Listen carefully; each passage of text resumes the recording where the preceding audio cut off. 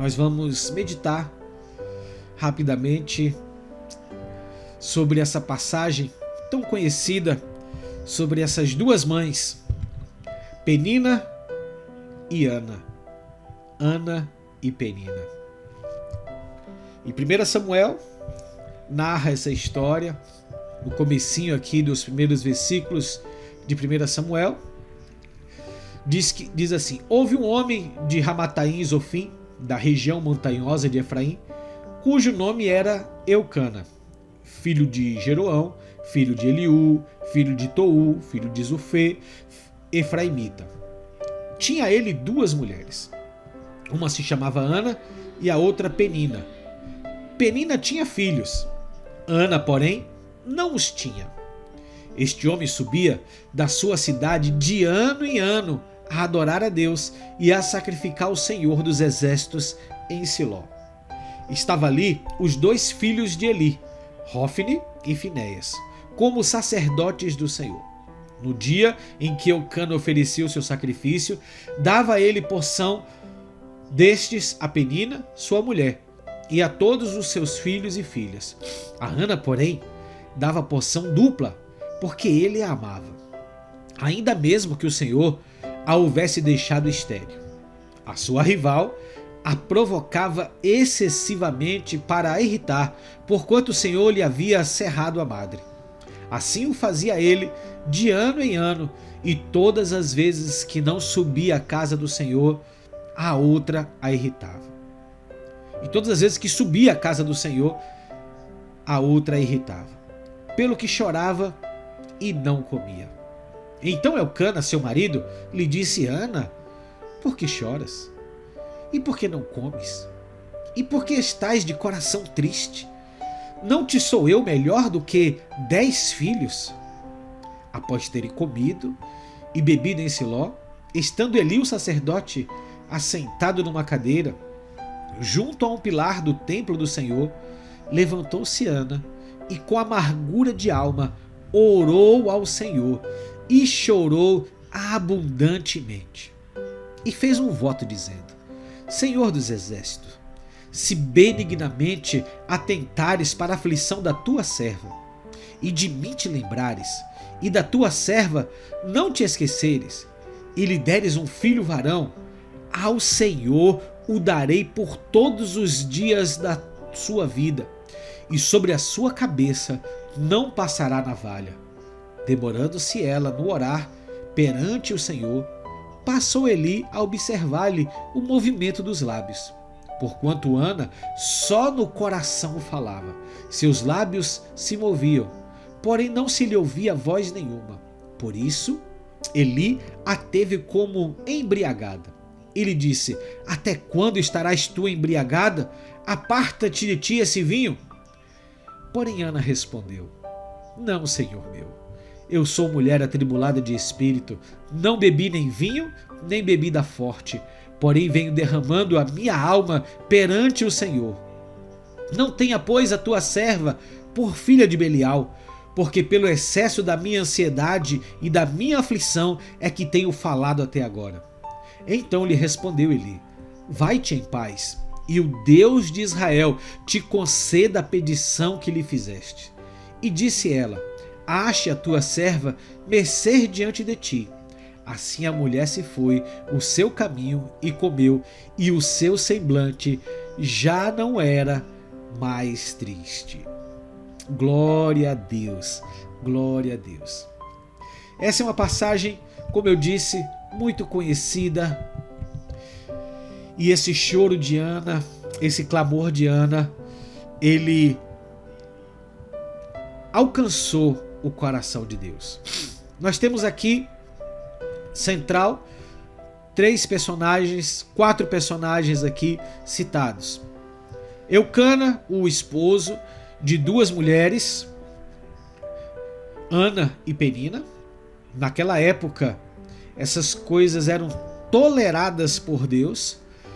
Não era o projeto de Deus, não foi isso que Deus instituiu ali no Jardim do Éden.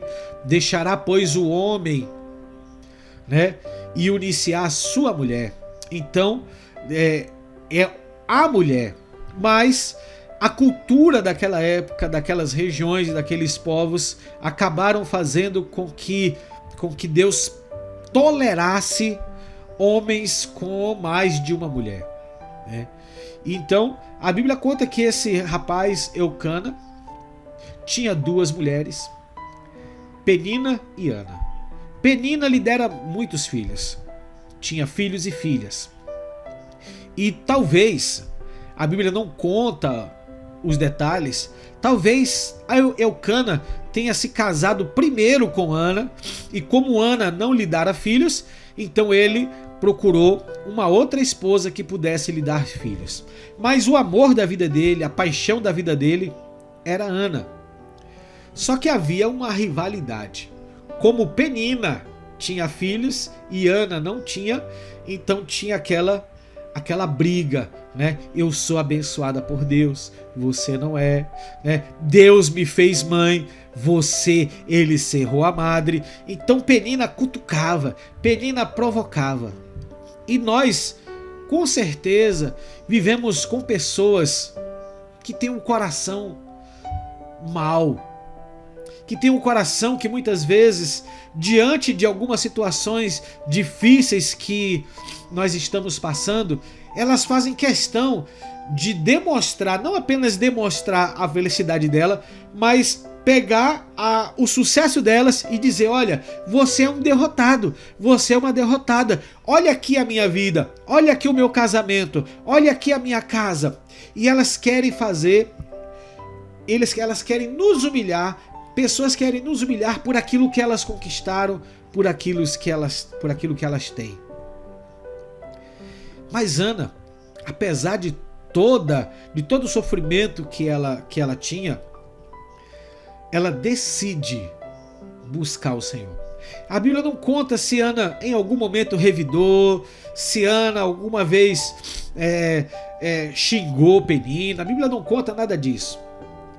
No finalzinho da primeira parte aqui, do versículo 8, o seu marido vai falar para ela assim: coma, por que você está triste? Eu não sou melhor para ti do que 10 filhos? Com certeza ele devia ser um bom marido. Com certeza ele devia ser aquela pessoa amorosa e cuidadora com Ana. Mas tem coisas, querido, que não compensam aquilo que não compensa, assim, que a gente não pode colocar no lugar de uma outra coisa. Não é porque você muitas vezes conquista um diploma, você tem o seu diploma, você faz um mestrado, você faz um pós-doutorado, que aquilo vai encher o seu coração e te trazer felicidade. Às vezes não é um casamento que vai encher o seu coração e te fazer feliz. Você sabe que existe uma coisa que pode lhe fazer feliz, e é essa coisa que você precisa buscar. No caso de Ana, ela sabia que ela queria ser mãe. Observe que o maior desejo de Ana era ser mãe. Não era ter o filho. Porque ela fez um voto com o Senhor. Olha que coisa linda. Ela fez um voto, ela queria ser mãe. Então ela diz assim: Senhor, se tu me deres um filho varão, eu vou entregá-lo todos os dias para servir ao Senhor. Ou seja, não era o querer estar com o filho, mas era ser mãe. Queridos, nada na nossa vida pode nos preencher. Tem pessoas que têm casa, tem pessoas que têm carro, tem pessoas que têm emprego, tem pessoas que têm família, tem pessoas que têm filhos, mas elas não são. Sabe por quê? Porque essas coisas acabaram possuindo a vida delas. E o que o Senhor nos chama a atenção é que nada na vida pode possuir o nosso coração mais do que o Senhor, mais do que o propósito dele. E o coração de Ana foi tão sincero que ela disse: se o Senhor me der o prazer, se o Senhor me deixar ser mãe, se eu tiver um filho, eu vou entregar esse filho para o Senhor. Ela não disse para o Senhor que ela queria mais de um filho e ela não sabia o que ia acontecer depois de tudo aquilo. Mas o certo é que a oração de Ana, Deus levou a sério. Deus leva a sério alguma das nossas orações. Deus leva a sério aquelas orações que nós fazemos diante da presença dele, com o nosso coração quebrantado. Não aquela oração que a gente faz quase que automaticamente. Mas sabe aquela oração sincera, de coração quebrantado? O Senhor ouve essa oração. Pelo que você está orando hoje? Pelo que você está chorando hoje? Pelo que você está clamando hoje?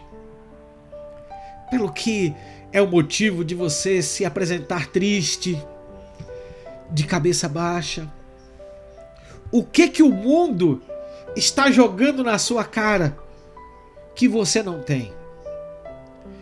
Quem é a sua penina? Qual é o nome da sua penina? É um relacionamento? São filhos? É uma posição? É um ministério? É ver os seus filhos diante do Senhor? Qual o nome da sua penina? A sua penina tem um nome. No caso, Ana tinha uma penina do lado dela, que lhe jogava na cara dela: você não pode ser mãe, eu sou mãe. Qual é o nome da penina que quer esfregar algumas coisas na sua cara? Você não tem capacidade de... Complete a frase. Você é incapaz de... Complete a frase.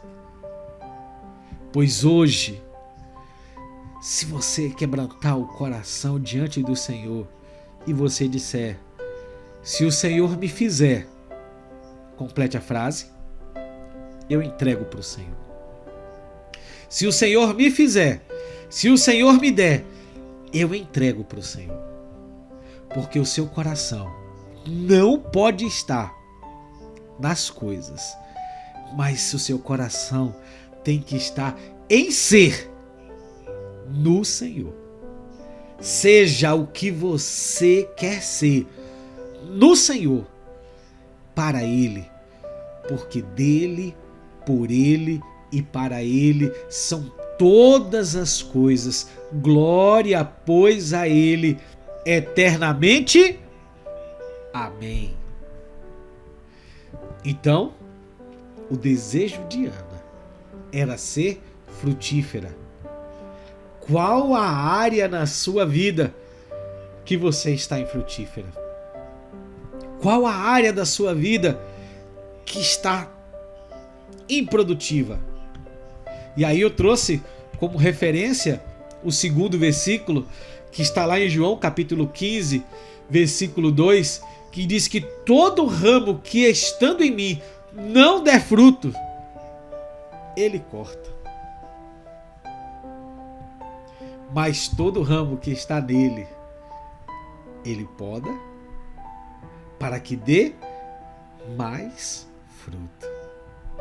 Hoje o Senhor quer podar áreas na sua vida, áreas na sua personalidade, podar áreas na sua língua, áreas que você não precisa usar isso no seu dia a dia, no seu temperamento, no seu comportamento, para que você dê mais frutos. Toda mulher, quer ser mãe, assim como toda árvore quer ser frutífera. Que você seja frutífera no Senhor, que você seja frutífera no Senhor, que você seja bênção nas mãos do Senhor, e que as peninas que até aqui foram levantadas para te afrontar sejam envergonhadas pelo poder de Deus na sua vida. Porque as pessoas à sua volta, elas podem até ver acontecer as coisas a seu favor, mas a glória é para Ele. quando acontecer, não é para você pegar e falar, toma, viu, eu consegui. Não. Quando acontecer, você diz, Senhor, a glória é tua. Ana entregou o filho para ser servo de Deus.